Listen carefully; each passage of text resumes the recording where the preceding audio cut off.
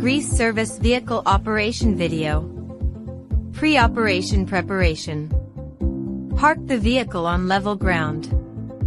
Pull out the access ladder and place it steadily on the ground.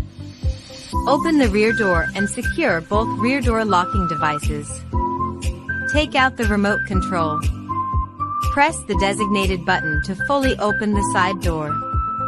Enter the operation compartment, open the cap, and fill it with clean water for cleaning purposes. Turn on the generator power switch.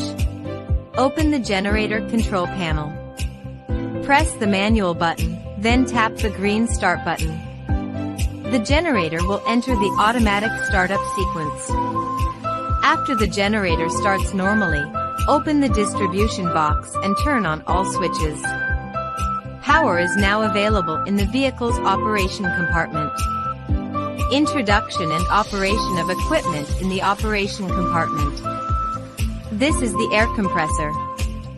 Press its switch to turn it on. Open the gas output valve to supply high-pressure air to the operation compartment. A small crane is equipped here. Take out its remote control and press the green start button to activate the crane. The two buttons here control crane lifting and lowering. The other two buttons control boom extension and retraction. Another two buttons control counterclockwise and clockwise flewing of the rotation mechanism. Upon completion of work, retract the crane as shown in the video. Then press the red stop button. The 4 oil storage barrels here correspond to the 4 oil output units. To discharge oil, remove the oil gun first, activate the corresponding switch, then squeeze the oil gun. Oil will start flowing. Check the display screen for the required output volume. When output is finished, turn off the switch and return the oil gun to its holder. This unit is the high-pressure washer.